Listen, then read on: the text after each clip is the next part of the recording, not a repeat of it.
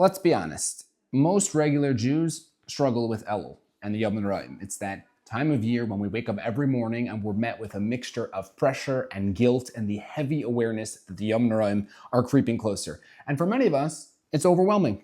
Because let's face it, real change is hard. Tshuva is uncomfortable. Breaking bad habits is one of the hardest things a human being can do. And here's where it gets even harder. For some people, the whole thing feels so draining, so emotionally heavy, that they just check out before we even begin. Elul becomes a month of intense Jewish guilt, and they quietly decide, I'm out. It's just not for me. But what if we've been looking at it all wrong? What if Elul isn't about overwhelming pressure to change, but about something deeper, something more empowering? I want to share with you a perspective that's not just refreshing, it might just rewire the way you think about Elul forever. Picture this. You're having a typical day, scrolling, working at your office, sipping coffee, caught somewhere between errands and emails, when out of nowhere, the billionaire owner of your company approaches you. Now, he's not just any billionaire, he's the kind of man who buys islands the way most people buy gum at the checkout counter. He's dressed immaculately, he's calm, controlled, he walks over to you, leans in just close enough, and with a small smile on his face, he says, I'd like to offer you a deal. At the end of this year, you and I will sit down together, just the two of us. We'll go through the al-chet list, every single sin one by one. And each sin you can truthfully say you didn't commit, I'll give you $10 million. 10 million per sin. No gimmicks, no strings, just hard, cold cash. That's the offer. If you can look him in the eye and say, I didn't do that one, the money is yours on the spot. Now pause for a moment. Would you think twice before typing something into your phone you shouldn't be searching? Would you hesitate before letting a sharp word slip from your mouth? Would that little lie you were planning on saying still feel worth it? Of course it wouldn't, because suddenly the most minor act of restraint becomes the smartest financial decision of your life. It's not just right, it's profitable. You start walking through your day like a spiritual accountant, measuring every choice against an invisible vault of wealth. Suddenly, refraining from sin is not difficult at all. In fact, it's a no-brainer. Now imagine the reverse. You're on a hike in Israel, wandering into some region that you probably should not be in, when suddenly you're captured by Al-Qaeda, the ruthless Muslim extremist group, and they drag you to some remote hideout somewhere, they lock you up, and after a few tense days, they make you an offer. They'll let you go with a tracker on your ankle. You'll be free, but only temporarily, because at the end of the year, they'll find you, they'll bring you back, and they'll put you on trial. Their version of justice. No lawyers, no appeals, just you and a list and a sentence. They will pull out the al-chet list, and every sin you're guilty of, they will sever a limb. Speak a word of lashon hara, there goes your pinky. Steal even a few dollars from your employer, say goodbye to your left earlobe. Ignore an obvious act of chesed that you could have done, they'll cut off your big toe. How do you think you would act throughout that year? Pretty sure you'd do anything to ensure that that list is as clean as snow. So here's the haunting question. Why don't we respond to the same way to schar v'einish, the reward and consequence built into every one of our actions? We all know that every mitzvah comes with it unimaginable reward. We also know that every aveira can bring with it real pain and punishment. So why doesn't that knowledge move us? Why doesn't it push us to act differently? The answer is as tragic as it is true, because it doesn't feel real. It's abstract. Schar v'einish is a concept we first met in elementary school, somewhere where we colored it into worksheets and we zipped it into our backpacks and never really unpacked it again. It was just left behind, filed away in the attic of our mind, gathering dust, while the front desk of our attention is run by far more urgent things like money and status and image and pleasure. Most people don't ignore mitzvahs or commit averos because they don't know the consequences. It's because those consequences just don't feel real. Telling someone that their soul will one day be cleansed by some distant, abstract, esoteric, spiritual fire in some invisible spiritual world right as they're about to do something they shouldn't do isn't exactly a strong deterrent, because it's not vivid, because it doesn't land. But imagine if it was real to us. Imagine if we managed to bring that reality into focus. Imagine how different our choices might look. Now you're probably thinking, okay, the way to make all this real to us is to open some deep esoteric sfarim and learn about the next world, about Gehenna, about fiery angels, about spiritual retribution, and perhaps someday that's a good idea. But that's not the move right now. There's something far simpler, something far more practical, and it's hiding in plain sight. The Gemara in Brachos, Daf Hey Amud Beis, it says, a path to real change, step by step. It says if someone wants to do tshuva, let him immerse himself in Torah. And if that doesn't work, you should say Kriya Shema with real kavanah. And if that doesn't awaken you to do tshuva, then you should think about the day of death, a sort of cold, sombering reality check meant to jar a person into clarity. And hopefully after that, he'll be inspired to do tshuva. But before all of those strategies, before any mention of Torah, of davening, of mortality, the Gemara offers something surprisingly short, almost too short. It says, Lo'elam yargiz adam yetzer toiv al yetzer hara. A person should always arouse his yetzer toiv against his yetzer hara. So at first glance, it sounds basic, right? A little too basic, like telling a marathon runner, you want to win the race? Just run faster. Yeah, thanks. Very helpful. But Reb Elya Lopian and Lev Eliyahu, he totally blows the door off this line. He explains, the Gemara isn't just telling you to fight your yetzer hara. You knew that already. It's telling you how to fight. The way to fight the yetzer hara is by reminding yourself again and again and again that the Yetzer Tov offers a better life than the Yetzer Hara ever could. Not just a holier life, not just a more Jewish life, a better, deeper, fuller, richer, freer life. The Torah path isn't just right, it's good. The Yetzer Hara whispers into all our ears that he has better pleasures, faster highs, flashier thrills. But all he ever delivers is the same thing, a quick hit and then a long, aching crash. He glows for a second and then he disappears, leaving you empty. And what's difficult is that it's easy to fall into his marketing trap. If an alien landed on Earth today and took a look around, they'd assume the whole point of life is chasing beauty and money and power and fame and desire. They would think that the winners in this world are the ones who shine the brightest, and those who resist are just missing out. But we know better. We've been there before. We've been down the road that he tries to lead us. We've seen what happens when people chase every craving. They are met with nothing but anxiety and addiction and broken relationships and burnout. Their life becomes a hollowed out existence all dressed up in designer clothing. And we've seen the opposite, the steady joy of someone who lives with integrity, a parent who sacrifices for their kids, a spouse who builds trust over time, a Jew who walks into Shabbos with light in their eyes, not because they have to, but because they can't imagine life without it. That's real Eineg. That's real life. The Gemara is giving us a most powerful weapon we have. It's called clarity. Remind yourself constantly that the Yetzer Tov doesn't deprive you, it elevates you. Watching your words isn't repression, it's freedom.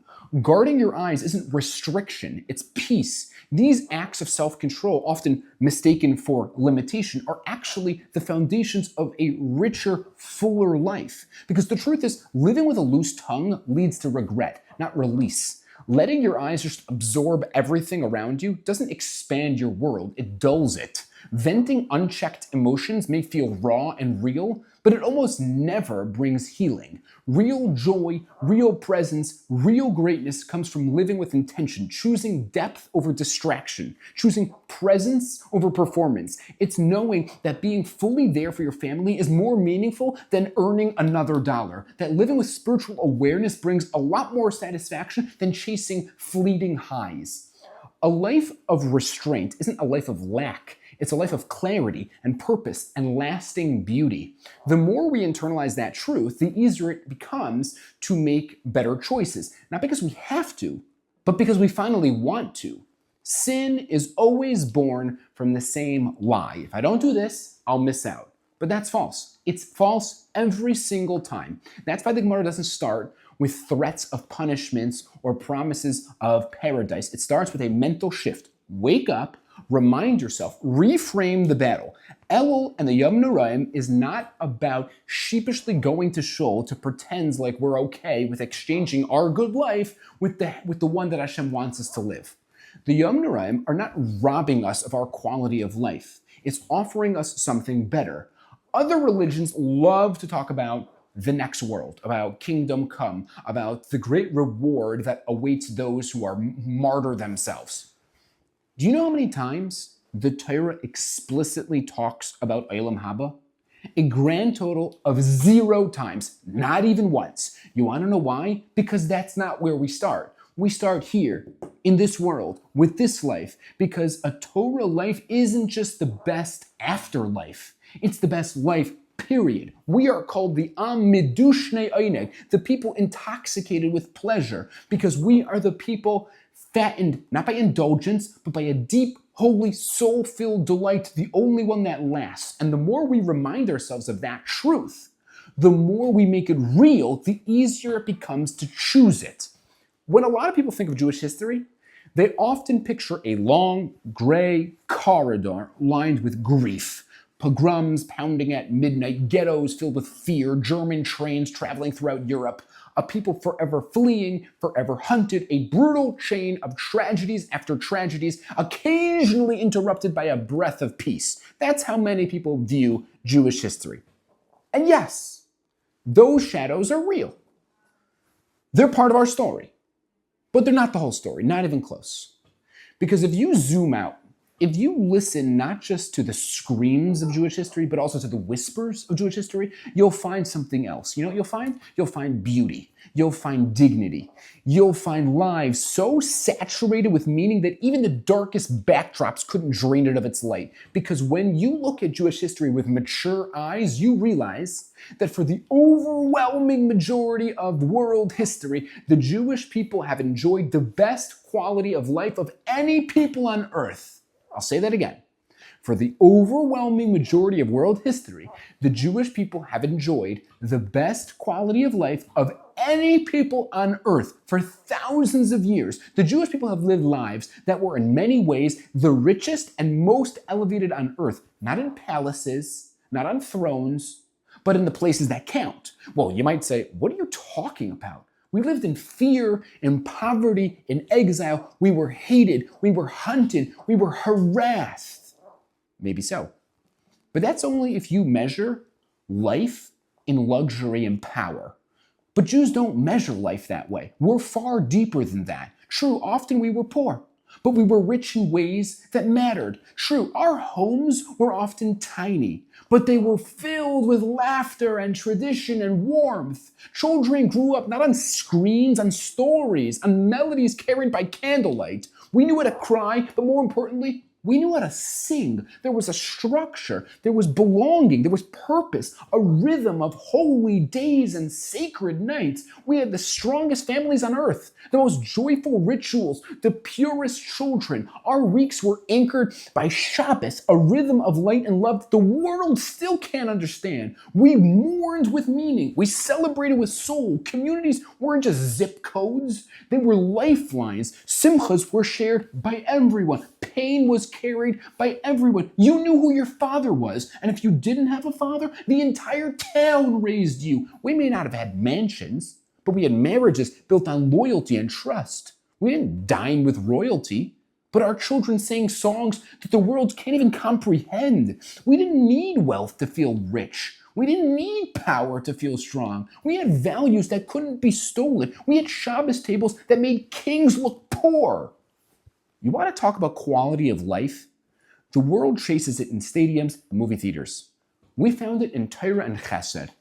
The Western world builds entire industries to treat loneliness. We have community events bursting at the seams. You can't get a parking spot. They hire therapists to process pain. We have Sefer Tehillim. Where others cracked, we cling, not just to survival, to joy, to each other, to Hashem. The Western world counts success in square footage. But if success means love and meaning and family and purpose, then we've been living the good life far longer than any other people on earth. And that's exactly what the Yetzer Hara doesn't want you to realize. Because the second you wake up to the reality, to the fact that the Torah life is the better life, not just the holier one, he's got nothing left to sell you. That's the secret to changing how we see mitzvahs and averos, not just as obligations or rules, but as the only true path to joy and to clarity and to freedom. Averos don't offer freedom, they just advertise it. Mitzvahs are freedom. You just have to step far enough back to see it.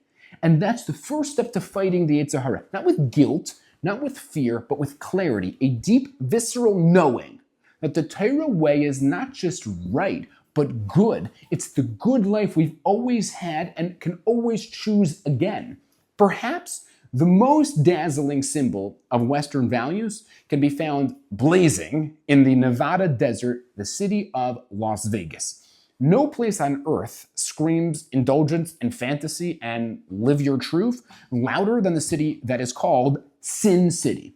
And towering at the heart of that city is the Luxor Hotel, this massive black pyramid-shaped hotel.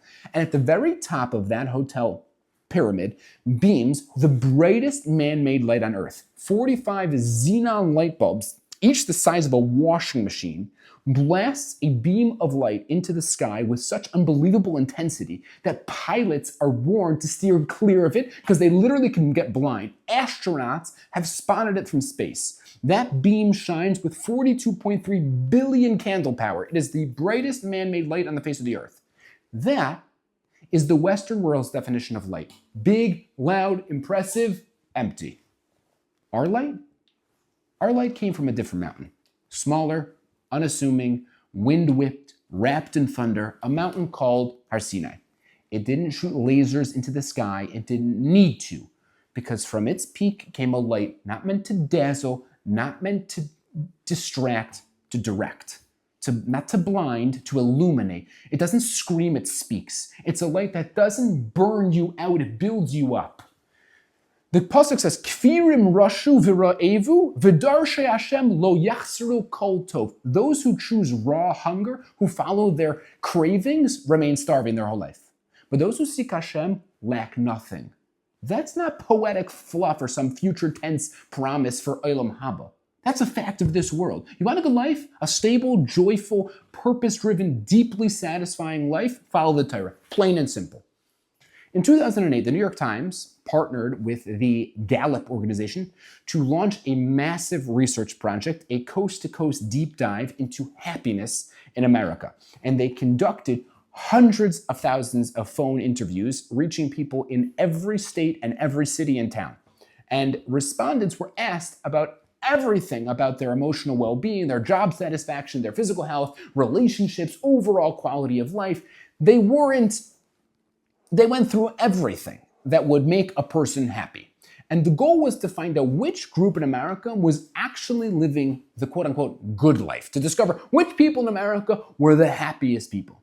They figured the results would fascinate the public and maybe even inspire people to adopt the habits and the values of the happiest communities in the world. They called it the Gallup Healthways Wellbeing Index. And when the results came in, the New York Times quietly decided not to put it on the front page as they planned. Why? Because the answers didn't exactly fit the cultural narrative. Instead, the findings were tucked away in the weekend review section on the third page.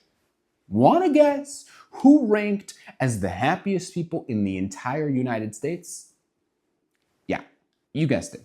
Observant Jews. Not just Jews, observant Jews. Not the billionaire tech moguls, not the yoga on a mountain wellness crowd, not the Botoxed influencers sipping smoothies on a beach somewhere. Not even the regular Americans running around doing their thing. The happiest people in the entire North America are the observant religious Jews.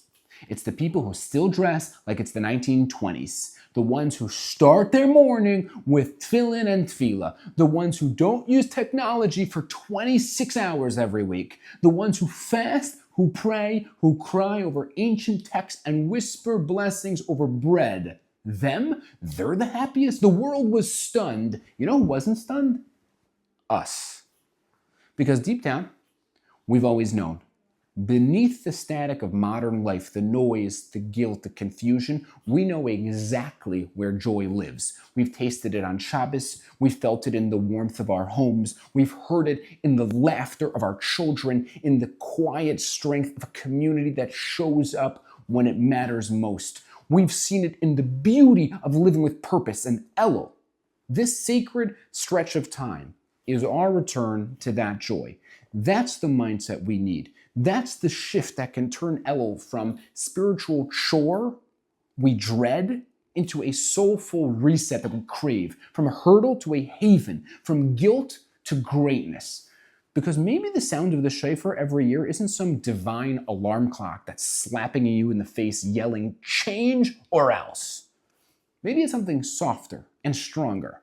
Maybe it's the blast of a ship's horn waiting at the harbor, signaling that the boat to a fuller, richer, holier, more meaningful, more harmonious life is about to set sail, and it's telling you to climb aboard before you miss the boat entirely. Maybe the shofar isn't a threat, but an invitation to climb aboard the boat sailing to the most fulfilled life on earth.